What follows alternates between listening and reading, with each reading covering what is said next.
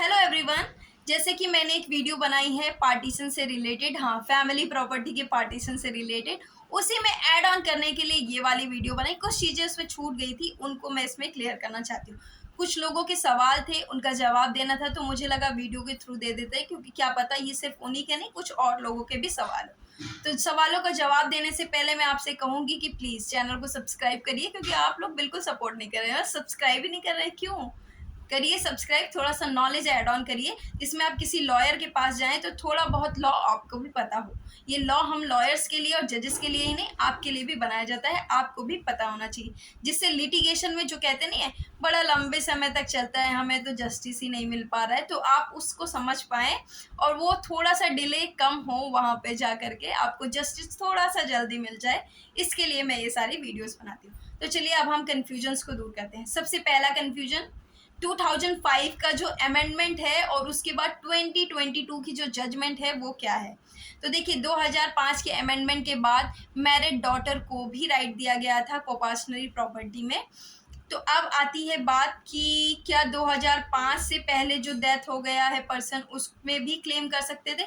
ये सारे कन्फ्यूजन्स आने लगे कि क्या होगा, प्रोस्पेक्टिव इफेक्ट होगा इसका कि रेट्रोस्पेक्टिव इफेक्ट होगा। तो कुछ लोगों का आर्ग्यूमेंट ये था कि कोपाशनरी राइट जो होता है, कोपाशनरी प्रॉपर्टी में राइट जो हम क्लेम करते हैं वो हमारा स्टैच्यूटरी राइट है, मीन्स हमें लॉ के थ्रू मिला हुआ राइट है, कानूनी अधिकार है हमारा, वो किसी डेट के थ्रू कवर अप नहीं किया जा सकता। मीन्स जो अमेंडमेंट है 99 2005 का, इस 99 2005 के थ्रू नहीं, बल्कि जब से लॉ है तब से है वो हमारा राइट, ऐसा माना जाएगा। तो सुप्रीम कोर्ट ने भी इस बात को सुना, बहुत सारी डिस्कशन हुई, दोनों तरफ से आर्ग्यूमेंट हुए, तो सुप्रीम कोर्ट ने हमारी एक बीच का रास्ता निकाला और उन्होंने कहा कि दिसंबर 2004 से पहले अगर किसी प्रॉपर्टी का पार्टीशन हो गया है तो उसमें कोई भी मैरिड डॉटर क्लेम नहीं कर सकेगी। ये हमारा जो मीन्स जो वो केस था उसमें ये था कि 2004 से पहले का पार्टीशन अगर किसी प्रॉपर्टी में हो गया है, चाहे वो पार्टीशन के थ्रू हो गया, मीन्स अगर प्रॉपर्टी का बंटवारा हो चुका है, चाहे वो पार्टीशन के थ्रू,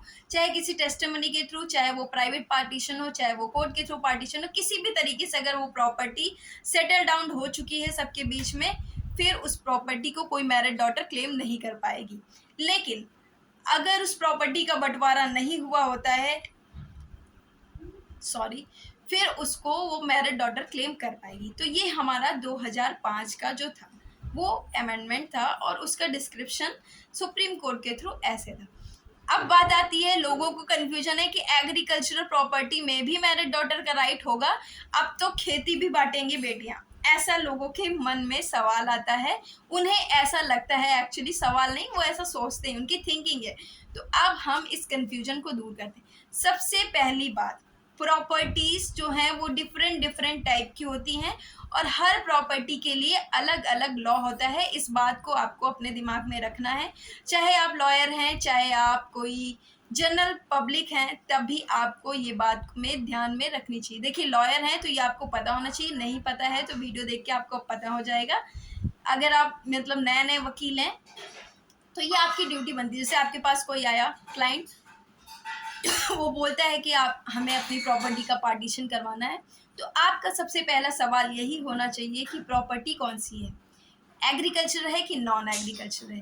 देखिए नॉन एग्रीकल्चर प्रॉपर्टी जो है उसका डिफरेंट लॉ है, और जो एग्रीकल्चर प्रॉपर्टी है उसका डिफरेंट लॉ है। इतना याद रखिएगा, जो नॉन एग्रीकल्चर प्रॉपर्टी है वो हिंदू सक्सेशन एक्ट या फिर इंडियन सक्सेशन एक्ट या फिर जो भी उनका पर्सनल लॉ है उससे गवर्न होती है, वो ऑल इंडिया एक होती है।